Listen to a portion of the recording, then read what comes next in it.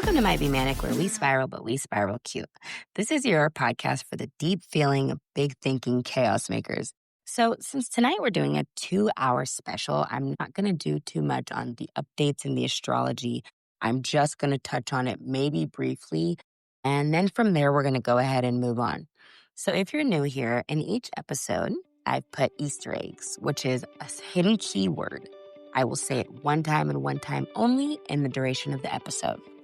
What you need to do is see if you can spot the word. And after I say it, there'll be some type of audio that plays that doesn't really belong.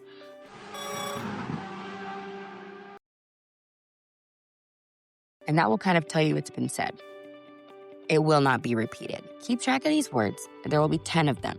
They're in all of the regularly scheduled episodes, which is Sunday Spirals. Not the bonus episode, so there was not one in the Price of Pop. If you send me all 10 of the words on the second to last episode for our season finale, Definitely Manic, the final trip, I will be drawing names of everyone who got all 10 right out of a pot. The first person will get a $100 e-gift card to a store of their choosing sent right then and there. Second will get $75, and third will get $50. You will be our 3 Might Be Manic icons for season 1. You get to pick one store. You can only win one time. So go ahead and listen for those keywords and let's get spiraling. So let's do a quick astrology check-in. So for Aries, in this next week, which will be the second week of October already, trust your instincts. One bold move brings clarity, rewards, and momentum. Taurus, challenges ahead. Test patience. Think creatively and stretch beyond comfort for success. Gemini, inner peace restores balance. Lessons about love and work reach completion. Cancer, speak gently. Emotions run deep, but honesty creates grace through transformation. Leo, courage and persistence bring recognition. Pride blooms for long-term dedication. Virgo, release control. Love demands truth, not structure. Libra, conflicted feelings fade once you choose truth over false harmony. Scorpio, patience turns past pain into progress. Honesty mends strained group dynamics. Sagittarius, results manifest. Stop hiding in work and face heartfelt conversations. Capricorn, discipline secures progress. Optimism attracts the opportunity. Pessimism might miss. Nice. Aquarius, trust uncertainty. Real security grows through patience and open heart connection. And Pisces, rest resets everything. Release chaos to claim peace and closure. Probably a good idea.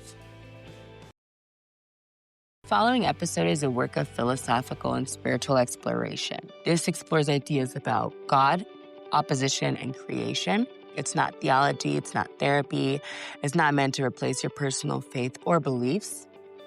I have also a personal relationship with my higher power, and I have every right to talk about it. I don't know why God is a touchy subject, and I think it's just because people are afraid to have what they believe challenged because they don't know if they're going to know the answer. And that's not what I'm going to do. Promise. What you're about to hear is an invitation to think, feel, and question, but not to convert anything or change your mind. Some ideas might challenge traditional religious views, or others might challenge agnostic or, spiritual views.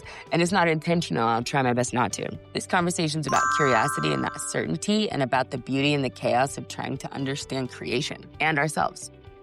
So listener discretion is encouraged if you prefer clear answers over open questions, because here we don't preach, we wonder, and when we spiral cute. Curiosity is required here.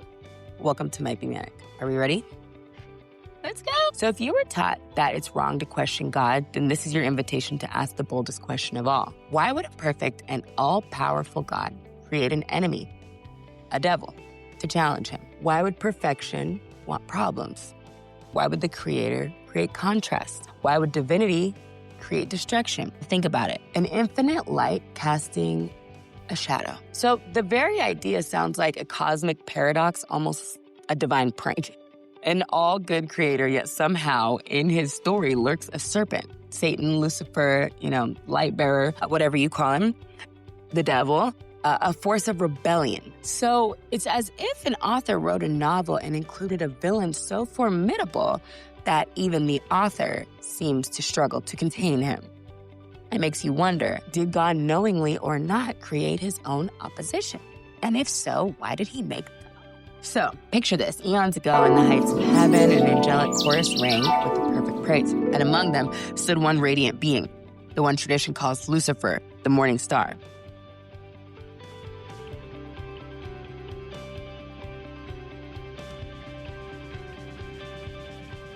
Okay, so they say he was magnificent, beloved, perhaps second only to God in splendor.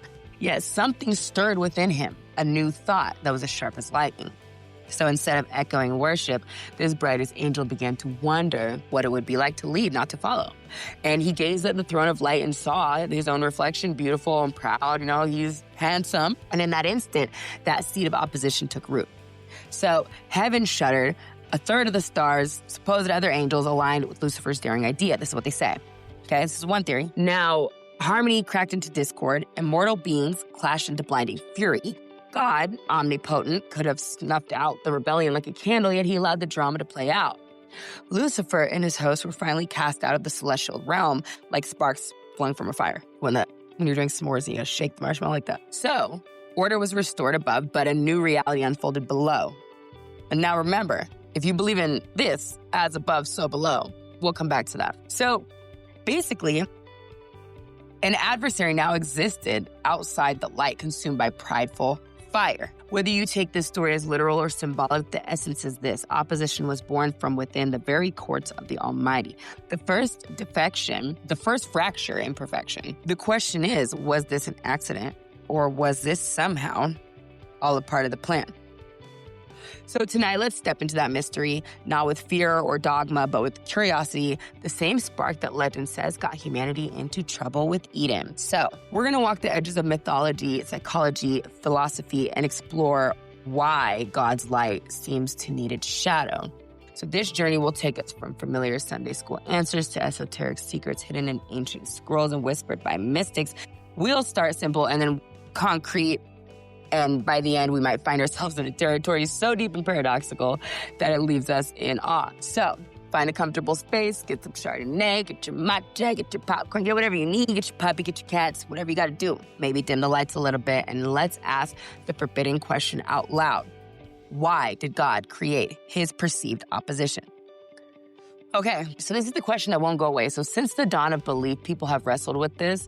If God is all good and all-powerful, why allow, let alone create, something that opposes him? Why plant a tree of knowledge in Eden if you don't want it picked? Why give angels or humans the freedom to rebel if rebellion wrecks paradise? Okay, well, you might have heard answers before. Maybe someone told you God didn't create evil, he created free beings. Evil is what happens when they run away. In other words, no free will, no real love. Is that what we're saying? That's one thought. Maybe someone told you God didn't create evil and it's just your choice. A choice that can't go wrong isn't a choice at all, they say. Now, by that logic, Lucifer, originally the light bearer, is what it says in Isaiah, I believe it is, and that fabled apple in Eden were the price of God not making robots. And let me just say, it does not say Lucifer is the light bearer in that chapter. It refers to someone as a light bearer, and it kind of depicts something that people align with the story we just told about Lucifer being cast out, as far as I'm aware. And if I'm wrong, please correct me. You can always send an email to mightbemanicthepodcast@gmail.com.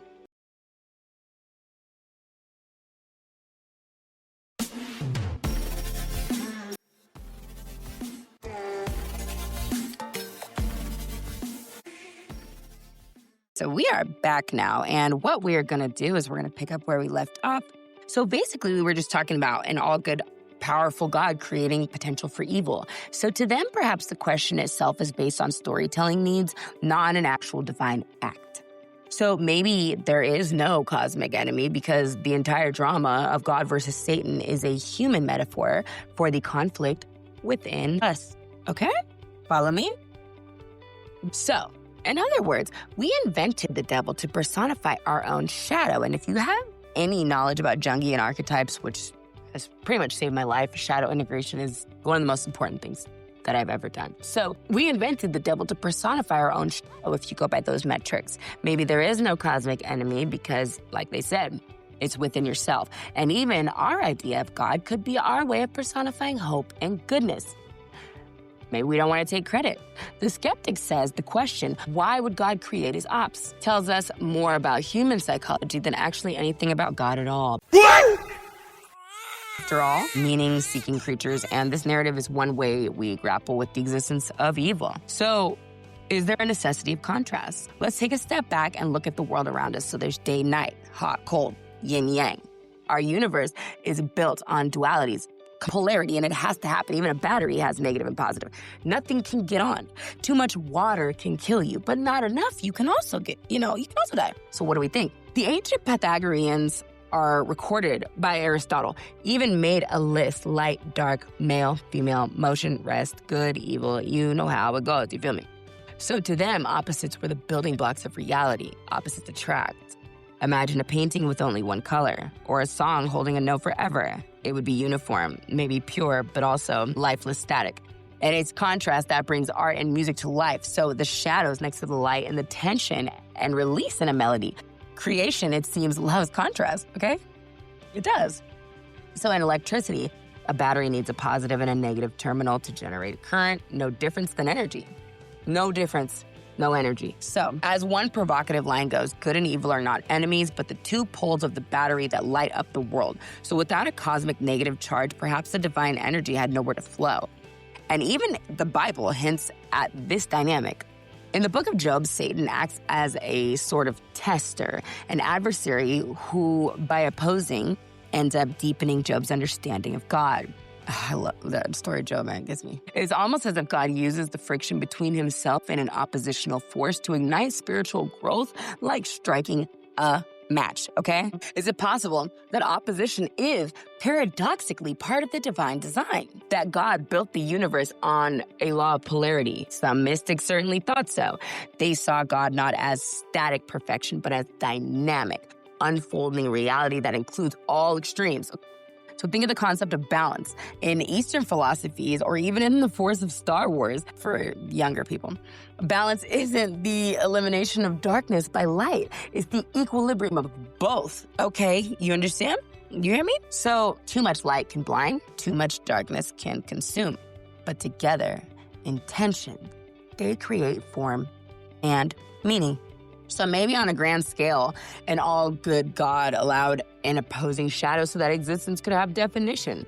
So that goodness, freedom, love, courage could become real, tangible experiences rather than abstractions. After all, how do you prove true love unless it's tested by temptation or hardship? And if God didn't create man, what is he God of? How do you know you have integrity until it's challenged by corruption or lies? We define the high by experiencing the low. As an old Persian poet once said, if you never felt pain, how would you know joy? If we didn't have the force of Lucifer, how would we have a chance to know we're good? See, for me personally, I've learned this because I'm a big fan of Carl Jung. I really am.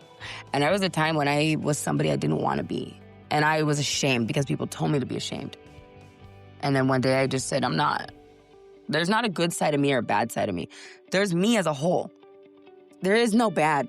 It's real. It's just what I am. And if we're all fractals of light, if we're all pieces of God, like I said in Fractals of Light, through the cheese grater, the flashlight through the cheese grater, how can I hate any part of myself if I'm a piece of God? If he's looking down and saying, oh, that's me when whatever. Why would I hate it? I'm made in his image, not mine. I don't get to decide if I like it or approve or not. You can't get a refund. And so for me, I never realized, I always thought I wasn't good enough when I was young. And then when I really, really was in a bad way, now people are like, wow, you turned it around, da-da-da-da-da. And for me, I'm not doing as well as I want to be doing. I could be doing much better in life as a whole. But when people saw how far down I could go, in contrast to that, now they think I'm great. But before, this was just mediocre. You wouldn't have a chance to be good if you didn't have the force of evil, is what I mean.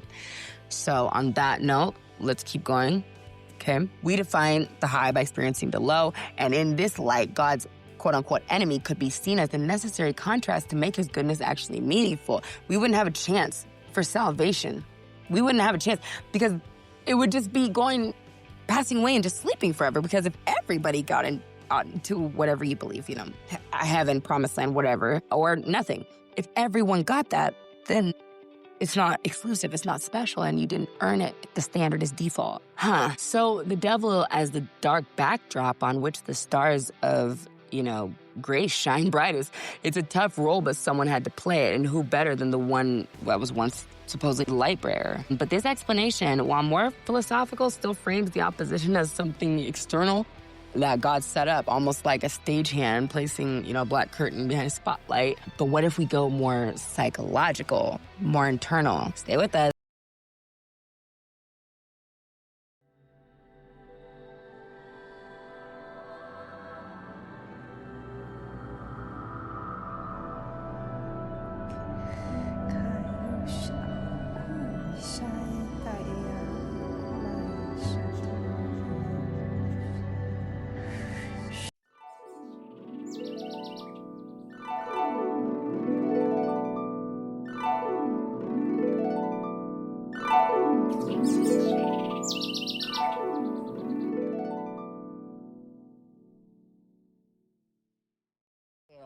We are back. Yes, and it's another day. I had to get me some rest, but welcome back to my Manic, where we spiral, but we spiral cute. Tell the devil that I'm up, okay? So I'm back. Listen, we're gonna get right back into what we were talking about, which is the shadow of the divine. And I love this. I can't even tell you. Might be Manic. We'll be right back. How much I love this. I am a huge follower of Carl Jung, and I just think he's amazing, and shadow integration is my favorite thing in life. It is literally the reason why I seem unbothered, and I am unbothered. All right, so Carl Jung, the depth psychologist, so he basically introduced the idea of the shadow. And that's the parts of ourselves that we reject, repress, people tell us we should be ashamed of, which is, buffoonery, if you ask me. So all the urges, fears, and impulses that we would deem unacceptable, they get shoved into the unconscious, which is like most of your brain. I explained it to my son, like, one's the mom and one's the poochie, because I call him Poochie. And the Poochie will wander around, but he'll do what the mom says. But Poochie runs most of it. So if you don't control your unconscious mind, you don't control your life. Period. End of story. Okay?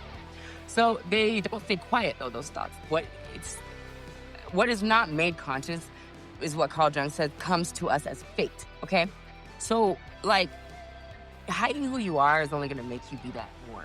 Because it's gonna want to get out and play. You can't keep a little Poochie in a desk all day without allowing him to get up. He's gonna get up, and he is gonna wreak havoc.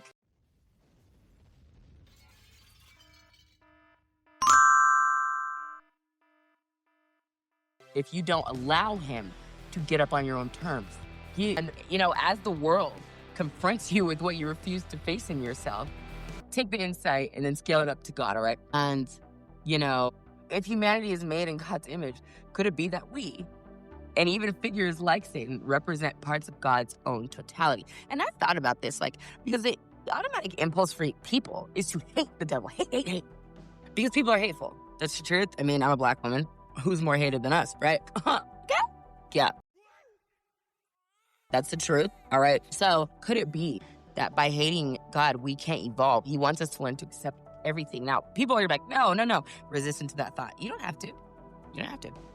But why would God create something for you to hate if we're supposed to become all, we're not all knowing. We're supposed to become as flawless as we can.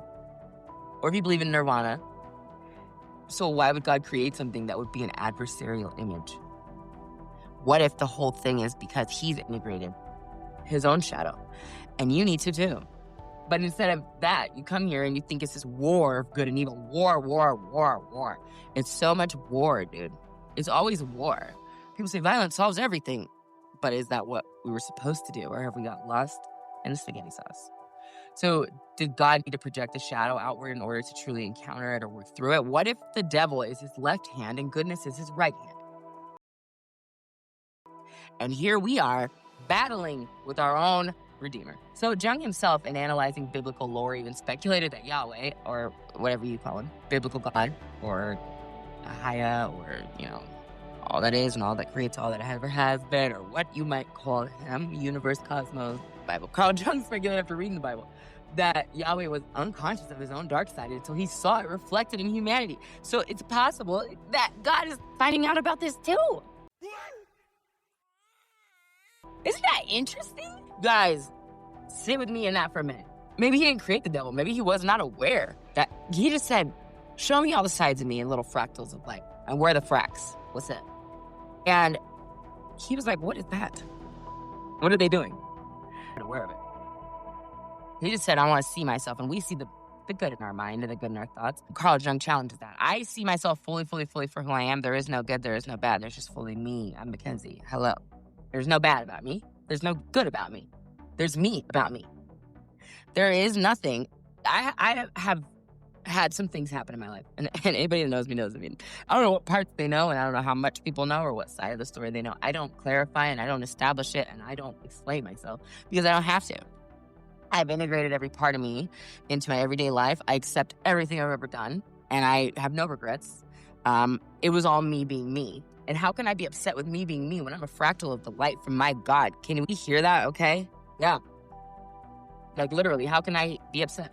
It's me being me. Was it authentic? Yes. Was it the right thing to do by the standards of man? No. But I don't live by the standards of man.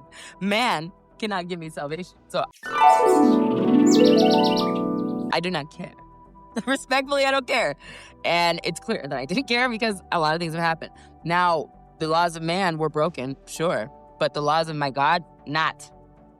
Not, because God makes no mistakes, and he did not start with me. So it's a daring thought, though, that God allowed an adversarial image, to emerge as a mirror to achieve self-awareness, right? Would he do that? We don't know, right? We don't know. That's why we're talking about this. Now, imagine God not as a distant puppeteer, but as the very psyche of the universe, right? For consciousness to exist, there has to be something to be conscious of for an other, right? Like I said, if we didn't exist, what is he God of? Unless there's other dimensions, which that's a whole other topic for us to Nebula. get into another topic, which we will. And so the one divides into two, light and shadow, and then the other, self and mirror. And so there's a German poet, and he captured this paradox, and it's in a poem called Faust. And, what is his name? Metaphysophiles? Yeah, the character says, I am part of that power which forever wills evil and forever works good. You hear me? So say this. This is what he said.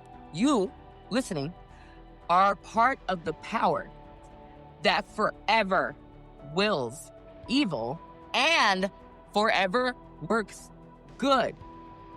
The shadow thinks it's opposing the light, but it ends up serving it, completing it, and even defying it, okay? So, gives me chills because it rings true in life, right? Have you ever found that sometimes the worst mistakes were the best lessons? You wouldn't have been loved like you're loved if you hadn't been hated like you were hated. Man, I'll tell you, that's true. You wouldn't appreciate, I used to think I was fat when I was skinny. I lost like 132 pounds. Girls do that. And I was 277 pounds less Thanksgiving. 5'2", right? I was a size J cup. I don't know, lay down, couldn't breathe, worth a dang. And I was miserable. Like, I can't explain to you guys I'll explain how bad being fat was for me. It was horrible. And I empathize with anybody who was having a really hard time losing weight. Because for me, it was really bad. I hated it. I don't even want to start thinking about it. It was traumatizing. I got weight loss surgery, and, now I weigh 123 pounds. And while I am having a hard time seeing myself for what I look like, I know I'm not fat because physically I don't feel, I know I'm not physically where I was. And, any way you are, you should be accepted. It's not that I wasn't accepted. It was that I was very sick, and I'm very young. So I was on the verge of probably losing my life because of my weight. And so now that I'm small again, I can appreciate it because I know I've never been chronically ill. I've been very blessed. My mom was chronically ill, but I've never been sick, and not really, And I know now, and I'm so grateful to be out of that. So this, it forces you to become whole. Sometimes it makes us stronger, more compassionate, more creative, more resilient. So what if Lucifer, the fallen angel, the archetypal antagonist, what if he is the universe's shadow? Not evil for evil's sake, but the part of existence that says no, so that yes can mean something. The part that breaks away so that union becomes an adventure rather than a given. Carl Jung said, one does not become enlightened by imagining figures of light, but by making the darkness conscious. Whew! That applies to God as well, and to us, perhaps, who are supposed to love others as ourselves, all others. So maybe God allowed satanic foil so that all possibilities, even the darkest, would be known, made conscious, and ultimately woven into the full tapestry of being. Does it make you want to cry? Does it make you want to cry when you think about, like, I don't know if you guys love that. I really do. My relationship with God is the best thing about me. Isn't it amazing? Like, if you don't just let me have this moment, isn't it just amazing? Like, what he can make, what he makes for us, what he did all this for you. He did all this for me. So, this is basically the idea of integration on a cosmic scale, which is beautiful for him or her. It's like the principle of yin and yang in Taoism, and the universe is a dance of dualities or true harmony. And it comes from eliminating one, but balancing and transcending los dos, both. And the black swirl has a dot of white, and the white swirl has a dot of black, and the yin and yang, and each contains a seed from the other. So when you hear the old stories of God versus the devil, walk with me, consider this. Maybe they're two hands of the same clock pushing against each other, but ultimately moving the gears of time forward together, like opposition as a driving force, not a final defeat. When we come back, we're going to talk about the occult perspective, which is as above, so below. Don't be scared, baby. I'll be right here. All right. So let's venture into the more arcane territory. So in Western esoteric traditions, mystical schools like Hermeticism, Kabbalah, and the Thelema, there was a reverence for the union of opposites, which, oh my gosh, I love this stuff. I really do. All right, everyone, we are almost through for this evening. I am just so happy that you've stuck in here with me this long. We just have a few more minutes, and then we'll do a part 2 after this that will go deeper into the other side of things. So we're almost to the top of the hill. So let's continue. We were talking about the occult perspective where we have as above, so below, which checks out most of the time. So let's venture into this territory. So in the Western esoteric traditions, like we were talking about, the Hermeticism, Kabbalah, and Thelema, there's a reverence for the union of opposites. So alchemy, for instance, is used to reconcile sulfur and mercury, sun, moon, produce gold and elixir, or whatever, and every symbol in alchemy is laden with duality. So think of androgynous, like Rebus or Baphomet, the goat-headed figure with one hand pointing up and the other pointing down, 2 fingers, integrating male and female, basically. So it's polarity. These symbols suggest that the great work of spiritual alchemy is to unite all dualities into one, okay? And that's harmonious. So Aleister Crowley, whom I love, not everything, but I like controversial people. I like to hear things that are different than what I know, because sometimes they're great. And this is one of those cases. So 20th century occultist Aleister Crowley and self-styled prophet of the new aeon, it might shock our sensibilities, but he had keen insight when it comes to this. He's the one that teaches do what thou wilt, which I practice in my daily life and has changed my life as well, which means do whatever you want. Do whatever you want, which I do. I do whatever I want. And if you're an appropriate person, Might be Manic. We'll be right back. Weird. You should be able to do that. So I do what I want and I don't do what I don't want. And I don't explain myself. For example, what's a good example? If someone says, let's go somewhere tonight, and I say, okay. And then tonight comes and I don't want to go, I'm saying I'm not going. And if they say why, I'm saying I just don't want to. And some people say that's being an a-hole, but no, I'm going to do what I want because I can't reach my destiny if I do things I don't want. The path of least resistance is the right path. The path with resistance is not your destiny. The path that doesn't want you to go down it is not the one you're supposed to go down. So I follow my destiny. I follow what I want. I don't feel bad for it either. And it's gotten me to finding who I am, which I can accept that easier than I can accept being someone I'm not, okay? So, Aleister Crowley, he wrote, the great work is uniting of opposites. It may mean the uniting of the soul with God, of the microcosm with the macrocosm, or with female and male, of the ego with the non-ego. So in other words, Aleister Crowley believed that spiritual attainment requires embracing everything that we are, even polarity, until we find the divine in, the divine synthesis that we're supposed to find. Everything should be in sync. So Crowley even quipped in a paradoxical way that no idea is completely true until its exact opposite is true as well. Sit with that. Okay? Okay, here's the thing. When I was getting this podcast ready, I knew I wanted to talk about this, but I kind of blew my own mind with the facts I found when I went looking for them. Are you guys questioning everything? Like, look, this is what I told my son. I said, after doing this podcast, after writing it all out, there's nothing to be afraid of anymore. Like, seriously. Okay?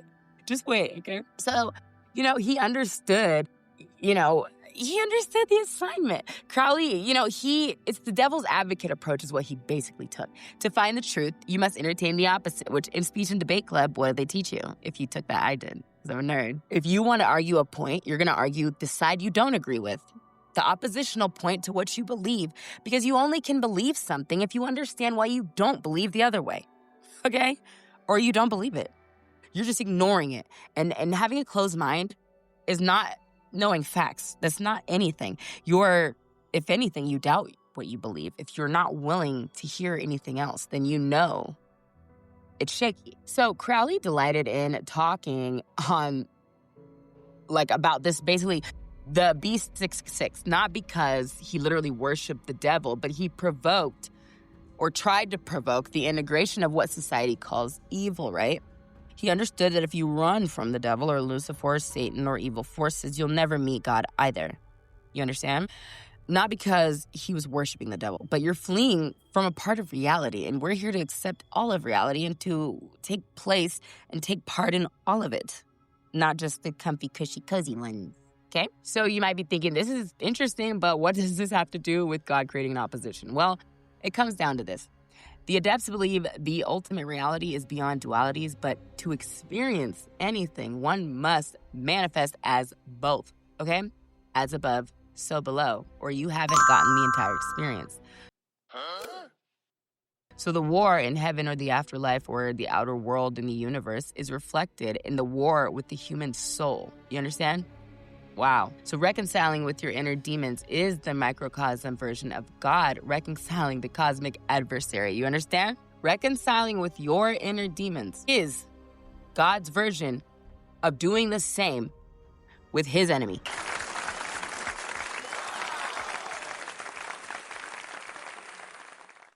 Wow. That's a huge, have you ever conquered a demon? Have you tried? Have you ever dealt with, addiction, grief, death, shame, disorders of any kind? Because I've dealt with things and it was really hard. And I did it, and sometimes I still can't believe I did it, but I did. And it's the same thing as God fighting Lucifer. That's what it felt like. I lost a nail fighting for my life in 2019. I really, really did. I lost everything and everyone. I had nobody on my side. I mean, nobody. I'm going to court and I asked my lawyer, who do we have? He said, you got me. I said, there's nobody? No. I said, how many people are testifying against me? I'm talking my son, my mom, everyone I ever known and loved. And it was a different type of betrayal I experienced where you feel it in your chest. I've honestly never been. I had to fight myself, by myself, while everyone I know tried to push me under the water. And I've been different ever since, but in the ways that keep me very safe. The thing with me is that God has done is he made it so everyone thought things about me that weren't true. And the truth was bad enough, but everyone thought things about me that weren't true. Growing up, I cared so much what people thought about me. I did. I always wanted to be famous, and I cared about my reputation. And then all these ugly things, the worst things were put on me, and I had to fight for my name, which already has been changed. I'm adopted, so my name is, not very strong foundation under that.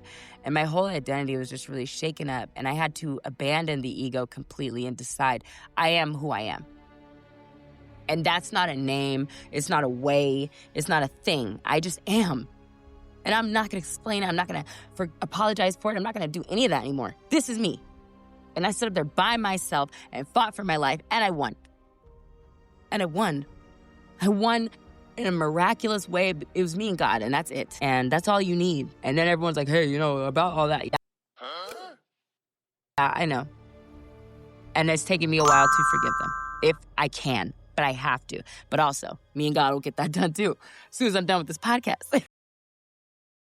So, reconciling with your inner demons, like I said, is the same as God going at it with Lucy. So, in the Kabbalah, the creation story, when the infinite divine decided to create, at first, he contracted the person, the entity, to make space for a world that wasn't just him. So in the void, God let a ray of light flow into the form of 10, the emanations of divine qualities. So it's kind of like the 10 Commandments in the Bible, if I'm not mistaken.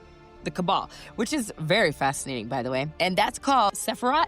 And the legend goes that the vessels meant to hold this light shattered and they couldn't contain the intensity of it. So the fragments of that shattering mean shells, basically, broken pieces of creation. So this is how evil enters the picture, as pieces of light isolated from their source, confused and causing mischief. That's according to the Cabal. So the Kabbalah calls the realm of these husks the Sitra Atra, the other side. And it's essentially God's shadow side. So the negative space carved out by the act of making something separate from himself. So, but crucially, it's not an independent equal power. It's a byproduct of, the space between an echo. And its purpose, in a manner of speaking, is to be integrated or reintegrated. The Kabbalists teach that every time we choose the good, we lift a spark of divine light out of the shell that's trapped. Isn't that amazing? So evil allows for moral choice and growth. Without it, goodness would lack meaning. And in, other views, God didn't want evil, but he allowed the conditions for something less than perfect to emerge, because otherwise there'd be no freedom or growth. It's like a parent who, even though it breaks their heart, they let their kid venture into the world, make mistakes, lose their first fight or whatever. I don't know, whatever. Some mess and danger is the price of becoming. You understand? So the other side, Sitra Atra, is a perceived opposition. But from our perspective, it looks like demons and devils and temptations. But from God's perspective, it's just a strange piece of his own light. It's a space between. It's the echo. It's the hollow. It's the absence of himself. And he wants it back. So the whole cosmos, the whole universe becomes a rescue mission to reclaim the lost sparks of holiness scattered in the darkness. And then the Hermetic sages, they would also nod, saying that opposites contain each other. The pendulum swings, and if God is truly all, then what we call the devil must have come from within God somehow and will eventually return to God the long way around if necessary. Hence, hating anything in life or calling anything bad is calling a part of God bad. Just like when you went through your struggle, were you bad? No. Were you a bad parent because you were, struggled with being obese? No. Is God a bad parent because the devil's in existence? No. Okay, you guys, so with the next episode, what we're going to do is we're going to rewrite the story. We're going to catch our breath. We're going to get into the next part, which will be released tomorrow. So this one, obviously, I put these out at midnight on Sunday, so Sunday morning. So you should be able to access the other ones sometime. I try not to say a time because I put good effort into these, and I want to thank you guys so much for hanging in there with me. I will definitely see you at the next part too, because this is amazing. It's amazing. So thank you for joining us. My name is Mackenzie. Keep your foot on our next, baby girl, and I'll see you on part 2 of the opposition theory on Might Be Manic. Spiral Q.